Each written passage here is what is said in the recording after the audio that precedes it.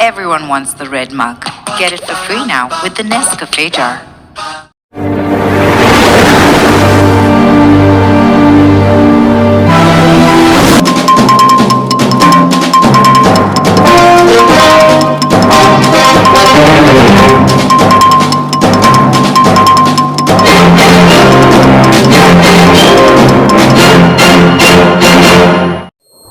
ನಮಸ್ಕಾರ, ರಾಜ್ ನ್ಯೂಸ್ ಲೈನ್ಗೆ ಸುಸ್ವಾಗತ. ಇಂದಿನ ಸುದ್ದಿಗಳನ್ನು ನೋಡೋಣ.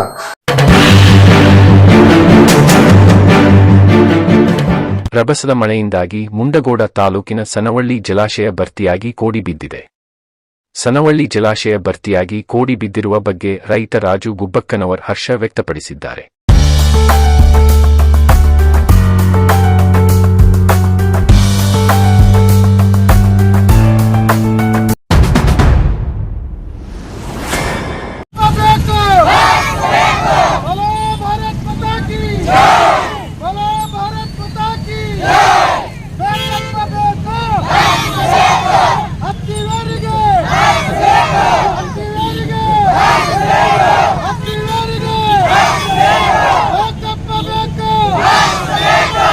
ಮುಂಡಗೋಡ ತಾಲೂಕಿನ ಅತ್ತಿವೇರಿ ಮತ್ತು ಅತ್ತಿವೇರಿ ಗೌಳಿದಡ್ಡಿ ಗ್ರಾಮಕ್ಕೆ ಬಸ್ ವ್ಯವಸ್ಥೆ ಕಲ್ಪಿಸುವಂತೆ ಆಗ್ರಹಿಸಿ ಸೋಮವಾರ ಶಿವಾಜಿ ಸರ್ಕಲ್ನಲ್ಲಿ ಅತ್ತಿವೇರಿ ಗ್ರಾಮಸ್ಥರು, ವಿದ್ಯಾರ್ಥಿಗಳು, ಕರ್ನಾಟಕ ರಾಜ್ಯ ದಲಿತ ಸಂಘರ್ಷ ಸಮಿತಿ ಅಂಬೇಡ್ಕರ್ ಧ್ವನಿ ಜಿಲ್ಲಾಧ್ಯಕ್ಷ ಬಸವರಾಜ ಸಂಗಮೇಶ್ವರ್ ನೇತೃತ್ವದಲ್ಲಿ ಪ್ರತಿಭಟನೆ ನಡೆಸಿ ಕೆಲಕಾಲ ರಸ್ತೆ ತಡೆ ನಡೆಸಿದರು. ನಂತರ ತಹಶೀಲದಾರ ಮೂಲಕ ಶಿರಸಿ ಕೆಎಸ್ಆರ್ಟಿಸಿ ವಿಭಾಗೀಯ ನಿಯಂತ್ರಣ ಅಧಿಕಾರಿಗಳಿಗೆ ಮನವಿ ಸಲ್ಲಿಸಿದರು. ಅತ್ತಿವೇರಿ ಗ್ರಾಮದಲ್ಲಿ ಸುಮಾರು 700 ಕುಟುಂಬಗಳಿದ್ದು, ಪ್ರತಿನಿತ್ಯ 2.5 ಕಿಲೋಮೀಟರ್ ಹುನಗುಂದ ಗ್ರಾಮಕ್ಕೆ ಕಾಲ್ನಡಿಗೆಯಿಂದ ನಡೆಯುತ್ತಾ ಬಂದು ಮುಂಡಗೋಡಗೆ ಬರುವ ವ್ಯವಸ್ಥೆ ಇರುತ್ತದೆ. ಹೀಗಿರುವುದರಿಂದ ನಮ್ಮ ಗ್ರಾಮದಲ್ಲಿ ಮುಂಡಗೋಡಗೆ ಶಾಲೆಗೆಂದು ಸುಮಾರು 50 ರಿಂದ 60 ವಿದ್ಯಾರ್ಥಿಗಳು ಪ್ರತಿದಿನ ಬಂದು ಹೋಗಿ ಮಾಡುತ್ತಿದ್ದಾರೆ. ವಿದ್ಯಾರ್ಥಿಗಳ ಹಿತದೃಷ್ಟಿಯಿಂದ ಅತ್ತಿವೇರಿ ಮತ್ತು ಅತ್ತಿವೇರಿ ಗೌಳಿದಡ್ಡಿಗೆ ಬೆಳಿಗ್ಗೆ ಸಮಯ 8 ಗಂಟೆ ಮತ್ತು ಸಾಯಂಕಾಲ ಸಮಯ 5 ಗಂಟೆಗೆ ಪ್ರತ್ಯೇಕ ಬಸ್ ವ್ಯವಸ್ಥೆ ಕಲ್ಪಿಸಬೇಕು. ಈ ದಿನದಿಂದಲೇ ನಮ್ಮ ಗ್ರಾಮಕ್ಕೆ ಬಸ್ ವ್ಯವಸ್ಥೆ ಕಲ್ಪಿಸಿಕೊಡಬೇಕೆಂದು ಮನವಿಯಲ್ಲಿ ತಿಳಿಸಲಾಗಿದೆ.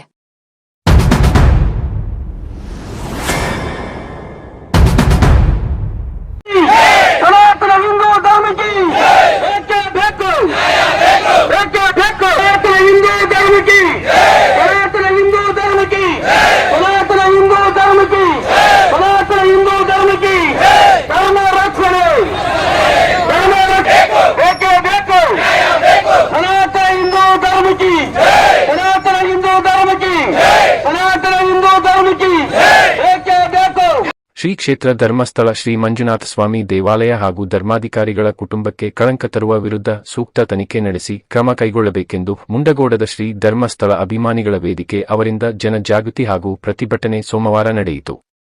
ಗ್ರಾಮದೇವಿ ಶ್ರೀ ಮಾರಿಕಾಂಬಾ ದೇವಸ್ಥಾನದಿಂದ ಪ್ರತಿಭಟನೆ ಮೆರವಣಿಗೆ ಆರಂಭಿಸಲಾಯಿತು. ಶಿವಾಜಿ ಸರ್ಕಲ್ನಲ್ಲಿ ಕೆಲಕಾಲ ಶ್ರೀ ಧರ್ಮಸ್ಥಳ ಅಭಿಮಾನಿಗಳ ವೇದಿಕೆಯವರು ರಸ್ತೆ ತಡೆ ನಡೆಸಿ ಪ್ರತಿಭಟನೆ ನಡೆಸಿದರು. ಈ ಸಂದರ್ಭದಲ್ಲಿ ಮಂಜುಳಾ ಹೆಗಡೆ, ಬಿಜೆಪಿ ತಾಲೂಕಾ ಅಧ್ಯಕ್ಷ ಮಂಜುನಾಥ ಪಾಟೀಲ್, ಸುರೇಶ್ ಕಲ್ಲೊಳ್ಳಿ ಮಾತನಾಡಿದರು. ಸಮೀರ್ ಎಂಡಿ, ಮಹೇಶ್ ಶೆಟ್ಟಿ, ತಿಮ್ಮರೋಡಿ, ಗಿರೀಶ್ ಮಟ್ಟಣ್ಣವರ್, ಸಂತೋಷ ಶೆಟ್ಟಿ, ಜಯಂತ್ ಹಾಗೂ ಇವರ ಸಹಚರರು ಸೇರಿ ಶ್ರೀ ಮಂಜುನಾಥಸ್ವಾಮಿ ದೇವಾಲಯ ಮತ್ತು ಧರ್ಮಾಧಿಕಾರಿಯವರಾದ ಡಾ ವೀರೇಂದ್ರ ಹೆಗ್ಗಡೆಯವರ ಬಗ್ಗೆ ಸಾರ್ವಜನಿಕವಾಗಿ ಅಪಮಾನಿಸುತ್ತಿರುವ ಬಗ್ಗೆ ಸೂಕ್ತ ತನಿಖೆಯನ್ನು ಕೈಗೊಳ್ಳಬೇಕು.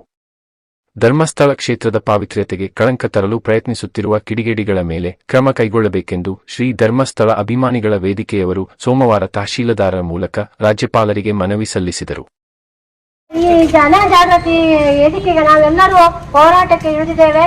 ನಮ್ಮ ಪೂಜಾ ಕಾವಂತರ ಹೆಗಡೆಯವರ ಮತ್ತು ಧರ್ಮಸ್ಥಳದ ಬಗ್ಗೆ ಅಪಪ್ರಚಾರವನ್ನು ಮಾಡ್ತಾ ಇದೆ ಯೂಟ್ಯೂಬರ್ಸ್ ಗಳನ್ನೆಲ್ಲ. ಅವರ ಬಗ್ಗೆ ಸೂಕ್ತವಾದ ತನಿಖೆ ಕೈಗೊಳ್ಳಬೇಕು ಸರ್ಕಾರ ಅಂತ ಹೇಳಲಿಕ್ಕೆ ನಾನು ಇಷ್ಟಪಡ್ತೇನೆ. ಹೋರಾಟ ಅವರಿಗೆ ಶಿಕ್ಷೆ ಆಗುವವರೆಗೂ ನಮ್ಮ ಹೋರಾಟ ನಿಲ್ಲೋದಿಲ್ಲ. ಸ್ತ್ರೀ ಶಕ್ತಿ ಏನು ಅಂತ ನಾವು ತೋರಿಸ್ಕೊಡ್ತೇವೆ. ಪೂಜಾ ಕಾವಂದರ ಜೊತೆಗೆ ನಾವು ಬೆನ್ನೆಲುಬಾಗಿ ನಿಲ್ತೇವೆ. ಅವರ ಒಂದು ಕೂದಲಿಗೂ ನಾವು ಸೋಂಕು ಬರದಂಗೆ ನಾವು ನೋಡ್ಕೊಳ್ತೇವೆ ಅಂತ ಹೇಳಿಕೆ ನಾನು ಇಷ್ಟಪಡ್ತೇನೆ. ಕುಗ್ಗಿಸುವಂತ ಶಕ್ತಿ ಷಡ್ಯಂತರ ಯಾವ ರೀತಿಯಾಗಿ ಈ ರಾಜ್ಯದಲ್ಲಿ ನಡೀತಾ ಇದೆ ಅಂತಕ್ಕಂಥದ್ದು ನಿಮ್ಮೆಲ್ಲರ ಕಣ್ಣ ಮೇಲೆ ಇದೆ. ಪೂಜ್ಯ ಧರ್ಮಾಧಿಕಾರಿಗಳ ಬಗ್ಗೆ ಮತ್ತು ಅಣ್ಣಪ್ಪ ಸ್ವಾಮಿ ಮಂಜುನಾಥನ ಬಗ್ಗೆ ಅವಹೇಳನಕಾರಿಗಳನ್ನ ಮಾಡಿ ಅಲ್ಲಿ ಅಷ್ಟು ಹೆಣಗಳಿದೆ ಇಷ್ಟು ಹೆಣಗಳಿದೆ ಅಂತ ಹೇಳಿ ಒಂದು ದುಷ್ಟ ಶಕ್ತಿಗಳೇ ಅದಕ್ಕೆ ರೂಪಿತಗೊಂಡು ಆ ದುಷ್ಟ ಶಕ್ತಿಗಳು ಇಷ್ಟೊಂದು ಸಂಚುಗಾರಿಕೆಯನ್ನು ಮಾಡುತ್ತಾ ಅವ್ರಿಗೆ ಗೊತ್ತಿದೆ ಯುದ್ಧದಿಂದ ಈ ಭಾರತವನ್ನ ನಾವು ಗೆಲ್ಲಕ್ಕಾಗೋದಿಲ್ಲ, ಆದ್ರೆ ಈ ಭಾರತವನ್ನ ತುಂಡರಿಸಬೇಕು ಮತ್ತೆ ಈ ಭಾರತದಲ್ಲಿರ್ತಕ್ಕಂಥ ಹಿಂದೂಗಳನ್ನ ಭಾವನೆಗಳನ್ನ ಜೊತೆಗೆ ಚಲ್ಲಾಟವನ್ನ ಆಡಿ ಇವರನ್ನ ಇಬ್ಬಾಗವನ್ನ ಮಾಡಿ ಹಿಂದೂ ಧರ್ಮದಲ್ಲಿ ಭಾವನೆ ಮತ್ತು ಶಕ್ತಿ ಮತ್ತು ಧರ್ಮ ಇಲ್ಲದ ರೀತಿಯಾಗಿ ಮಾಡಬೇಕಂತೇಳಿ ಒಂದು ದುಷ್ಟ ಶಕ್ತಿ ಎದ್ದು ನಿಂತಿದೆ. ಯಾಕಂದ್ರೆ ಧರ್ಮಸ್ಥಳಕ್ಕೆ ಬಂದಿರತಕ್ಕಂಥ ಕಳಂಕ ಒಂದೇ ಅಲ್ಲ, ಈ ಹಿಂದೆ ಶನಿ ಸಿಂಗಾಪುರಕ್ಕೆ ಬಂತು, ಆಮೇಲೆ ಶಬರಿಮಲೆ ಅಯ್ಯಪ್ಪ ಸ್ವಾಮಿಗೂ ಕೂಡ ಬಂತು ಆ ತಂಡ, ಆಮೇಲೆ ಈಗ ಧರ್ಮಸ್ಥಳಕ್ಕೆ ಬಂದಿದೆ ಬಂಧುಗಳೇ. ಇನ್ನು ನಾಳೆ ನಮ್ಮ ಊರಿನ ದೇವಸ್ಥಾನಗಳಿಗೆ ಬರ್ತಾರ. ಈ ದುಷ್ಟ ಶಕ್ತಿಗಳು ಒಂದು ತಂಡವನ್ನು ಮಾಡಿಕೊಂಡು ಹಿಂದೂ ಧರ್ಮಗಳಿಗೆ ಹಿಂದೂ ಭಾವನೆಗಳಿಗೆ ಧಕ್ಕೆಯನ್ನು ಪಡಿಸ್ತಕ್ಕಂಥ ಒಂದು ಏನು ದೊಡ್ಡ ತಂಡವಿದೆ. ಇದರ ಸಂಚಗಾರಿಕೆ ಹೇಗಿದೆ ಅಂತ ಹೇಳಿದ್ರೆ, ಒಬ್ಬ ಅನಾಮಿಕ ವ್ಯಕ್ತಿ ಬರ್ತಾನ, ಬಂದು ಧರ್ಮಸ್ಥಳ ಬಗ್ಗೆ ಅವಹೇಳನವನ್ನು ಮಾಡಿ ನಾನು 10,000 ಹೆಣಗಳನ್ನ 13 ಪಾಯಿಂಟ್ಗಳಲ್ಲಿ ಹೂತು ಹಾಕಿದ್ದೇನೆ ಅಂತ ಹೇಳ್ತಾನ. ಅದು ಎಷ್ಟು ಅಡಿ ಆಳವನ್ನು ತೆಗೆದ್ರೆ 20-25 ಆಳಗಳನ್ನು ತೆಗೆದ್ರೆ ಒಂದು ಮೂಳೆಗಳನ್ನು ಕೂಡ ಸಿಗೋದಿಲ್ಲ. ಎಷ್ಟು ಇವರ ಶಕ್ತಿ ಷಡ್ಯಂತ್ರಗಳು ನಡೀತಾ ಇದೆ ಈ ರಾಜ್ಯದಲ್ಲಿ. ಹಿಂದೂ ಧರ್ಮಗಳ ಬಗ್ಗೆ ಎಷ್ಟು ಇವರು ಕೀಳಾಗಿ ಕಾಣ್ತಾ ಇದ್ದಾರ. ಬಂಧುಗಳೇ, ನಾವೆಲ್ಲ ಸುಮ್ಮನೆ ಕೂತ್ಕೊಂಡ್ರೆ ಆಗೋದಿಲ್ಲ. ಇವತ್ತು ಧರ್ಮಸ್ಥಳ ವೀರೇಂದ್ರ ಹೆಗಡೆ ಅವರದಲ್ಲ, ನಮ್ಮೆಲ್ಲ ಹಿಂದೂಗಳದು ಪರಮಾತ್ಮನ ಅಗ್ರಗಣ್ಯವಾಗಿರ್ತಕ್ಕಂಥ ಶಕ್ತಿ ಪೀಠ ಒಂದವಾಗಿರ್ತಕ್ಕಂಥ ಧರ್ಮಸ್ಥಳದ ಪೀಠ, ವಿಷಕಂಠನು ವಾಸವಾಗಿರ್ತಕ್ಕಂಥ ಸ್ಥಳ ಅದು ಧರ್ಮಸ್ಥಳ. ಅಂತ ಧರ್ಮದ ಕ್ಷೇತ್ರಕ್ಕೆ ಇವರ ಚೆಲ್ಲಾಟವನ್ನು ಆಡ್ತಾ ಇದ್ದಾರೆ ಅಂತ ಅಂದ್ರೆ ಇವರ ಎಷ್ಟು ಹೀನ ಮನಸ್ಥಿತಿ ಇರಬಹುದು ಈ ದುಷ್ಟ ಶಕ್ತಿಗಳದು. ಮಟ್ಟಣ್ಣವರು ಹೇಳ್ತಾನ, ಮಟ್ಟಣ್ಣವರಿಗೆ ಎಲ್ಲಿಂದ ಹೊರದೇಶದಿಂದ ದುಡ್ಡು ಬಂತು, ಮಟ್ಟಣ್ಣವರು ಯಾರು, ಅವ ಎಂತ ದುಷ್ಟ ವ್ಯಕ್ತಿ ಅಂತಕ್ಕಂಥದ್ದು ನಮಗೆಲ್ಲರಿಗೂ ಗೊತ್ತಿದೆ. ವಿಧಾನಸಭೆಗೆ ಬಾಂಬ್ ಅನ್ನ ಇಟ್ಟು ಅಷ್ಟೇ ಅಲ್ಲ, ಅನೇಕ ಹಿಂದೂ ಪರ ಸಂಘಟನೆಗಳಿಗೆ ಧಕ್ಕೆಯನ್ನು ಪಡಿಸ್ತಕ್ಕಂಥ ಸಂಚುಗಾರಿಕೆಯನ್ನು ಮಾಡ್ತಾ ಇರ್ತಕ್ಕಂಥ ಮಟ್ಟಣ್ಣವರು, ಅದರ ಜೊತೆಗೆ ಸಮೀರ್ ಅಹ್ಮದ್, ನಿಮಗೆಲ್ಲ ಯಾವ ನೈತಿಕತೆ ಇದೆ? ಒಂದು ಧರ್ಮಸ್ಥಳದ ಬಗ್ಗೆ ಧರ್ಮಾಧಿಕಾರಿಗಳು ಮಾಡುವಂತ ಒಂದು ಪುಣ್ಯದ ಕಾರ್ಯಗಳನ್ನಾದ್ರೂ ಕೂಡ ನೀವು ಮಾಡಿದ್ದೀರಾ? ಇವತ್ತು ರಾಜ್ಯದಲ್ಲಿ ಹೆಣ್ಣು ಮಕ್ಕಳ ತಾಯಂದರ ಮರ್ಯಾದೆ ರಕ್ಷಣೆಯನ್ನು ಮಾಡಿರ್ತಕ್ಕಂಥ ಯಾವುದಾದ್ರು ಕ್ಷೇತ್ರ ಇದೆ, ಅದು ಧರ್ಮಸ್ಥಳ ಕ್ಷೇತ್ರ. ಸುಮಾರು 52,000 ಶೌಚಾಲಯಗಳನ್ನ ಪ್ರತಿಯೊಂದೊಬ್ಬ ಹೆಣ್ಣು ಮಕ್ಕಳಿಗೆ ಕಟ್ಟಿಕೊಟ್ಟು ಅವರ ಜೀವನಕ್ಕೆ ಅವರು ಸ್ವಾವಲಂಬಿಯಾಗಿ ಬದುಕಬೇಕಂತ ತಿಳ್ಕೊಂಡು ಪ್ರತಿಯೊಬ್ಬ ಹೆಣ್ಣು ಮಕ್ಕಳ ಸ್ವಸಹಾಯ ಸಂಘದಿಂದ ಸಾಲವನ್ನು ನೀಡಿ ಆಸ್ಪತ್ರೆಗಳನ್ನು ತೆರೆದು, ಅಷ್ಟೇ ಅಲ್ಲ ಅನಾಥ ಆಶ್ರಮಗಳನ್ನು ಮಾಡಿ, ಶಿಕ್ಷಣ ಸಂಸ್ಥೆಗಳನ್ನು ಮಾಡಿ ಈ ರಾಜ್ಯದಲ್ಲಿ ಒಂದು ಸರ್ಕಾರ ಮಾಡದೇ ಇರತಕ್ಕಂಥ ಕೆಲಸ ಕಾರ್ಯಗಳನ್ನು ಒಬ್ಬ ಧರ್ಮಾಧಿಕಾರಿಗಳು ಮಾಡ್ತಾ ಇದ್ದಾರ. ನಾವೆಲ್ಲರೂ ಎಚ್ಚೆತ್ತುಕೊಳ್ಬೇಕು. ಹಿಂದೂಗಳು ನಮ್ಮ ಭಾವನೆಗಳಿಗೆ ಎಷ್ಟೊಂದು ಧಕ್ಕೆಯನ್ನು ಪಡಿಸ್ತಾ ಇದ್ದಾರ. ಈ ದುಷ್ಟ ಶಕ್ತಿಗಳನ್ನು ನಾವು ಹೀಗೆ ಬಿಡಬಾರ್ದು. ನಾವು ಸಂವಿಧಾನಕ್ಕೆ ತಲೆಬಾಗ್ತೀವಿ, ಕಾನೂನುಗಳಿಗೆ ತಲೆಬಾಗ್ತೀವಿ.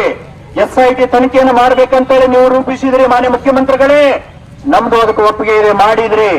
13 ಪಾಯಿಂಟ್ಗಳನ್ನು ತೋರಿಸಿರ್ತಕ್ಕಂಥ ವ್ಯಕ್ತಿ ದಿನ ಎಲ್ಲಿ ಹೋಗಿ ವಾಸ ಆಗ್ತಿದ್ದ? ಬೆಳಿಗ್ಗೆ ಮಾತ್ರ ಪೊಲೀಸರ ಕೈಯಲ್ಲಿರ್ತಿದ್ದ, ರಾತ್ರಿ ಎಲ್ಲ ಖಾಸಗಿಯವರ ಮನೆಯಲ್ಲಿರ್ತಿದ್ದ. ಇಷ್ಟೊಂದು ಸಂಚುಗಾರಿಕೆನ ನಿಮ್ದು? ನೀವು ಹೇಗಿದ್ದೀರಿ ಅಥವಾ ನಿಮ್ಮದು ಏನಾದ್ರೂ ಎದುರ ಬನ್ನಿ ನೋಡೋಣ. ನಿಮ್ಮ ಹತ್ರ ಎಷ್ಟು ಹಣ ಇದೆ, ನಿಮ್ಮ ದುಷ್ಟಶಕ್ತಿ ಎಷ್ಟಿದೆ ಅನ್ನೋದನ್ನ ಹಿಂದೂ ಭಾವನೆಗಳ ಜೊತೆಗೆ ಆಟ ಆಡಬೇಡಿ. ಎದುರ ಬನ್ನಿ ನೋಡೋಣ. ಇಂಥ ಎಲ್ಲೋ ಕುತ್ಕೊಂಡು ಯಾರ್ಯಾರ ಯೂಟ್ಯೂಬರ್ಗಳನ್ನ ಸೃಷ್ಟಿಸಿ ಅಣ್ಣಪ್ಪ ಸ್ವಾಮಿ ಮಂಜುನಾಥ ಸ್ವಾಮಿಗೆ ಧಕ್ಕೆಯನ್ನು ತರ್ತಾ ಇದ್ದೀರಾ, ಹಿಂದೂ ಭಾವನೆಗಳಿಗೆ ಧಕ್ಕೆಯನ್ನು ವ್ಯಕ್ತಪಡಿಸ್ತಾ ಇದ್ದೀರಾ ದುಷ್ಟಶಕ್ತಿಗಳೇ.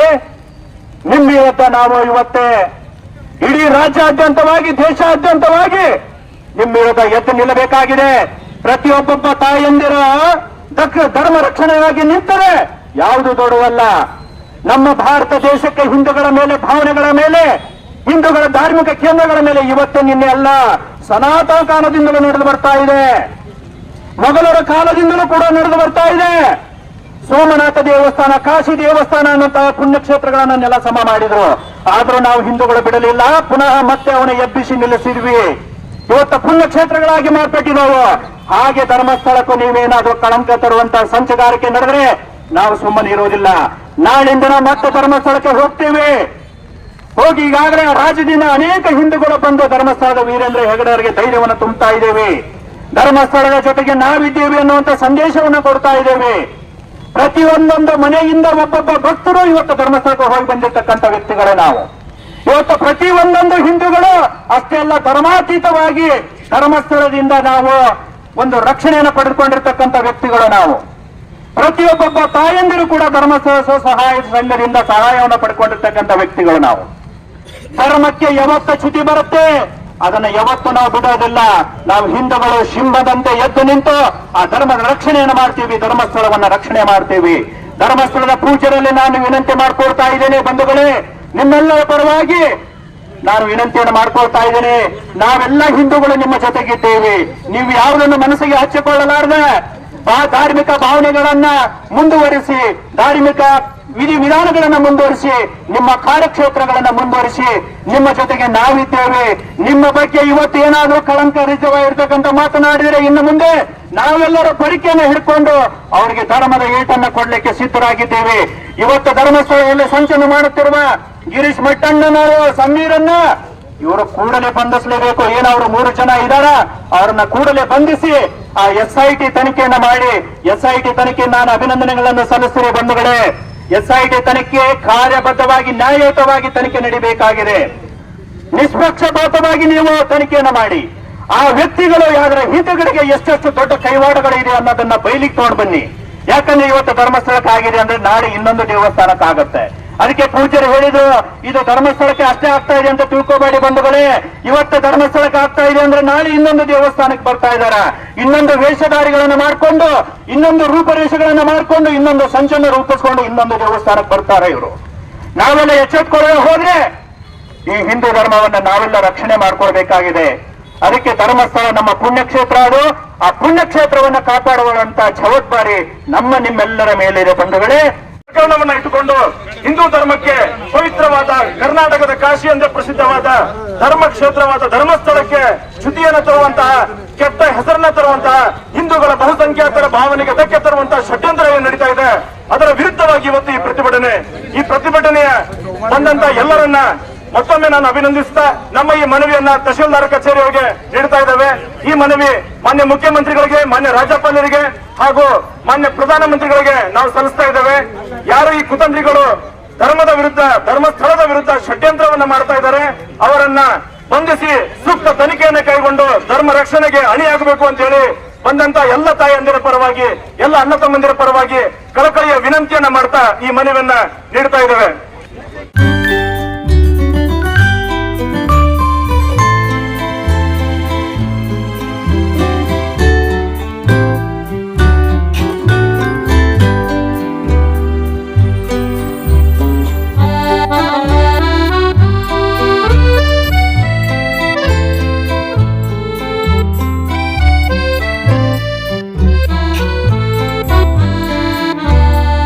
ನಿಖರ ನಿಷ್ಪಕ್ಷಪಾತ ಸುದ್ದಿಗಾಗಿ ರಾಜ್ ನ್ಯೂಸ್ ಲೈನ್ ಅನ್ನು ತಪ್ಪದೇ ನೋಡಿ.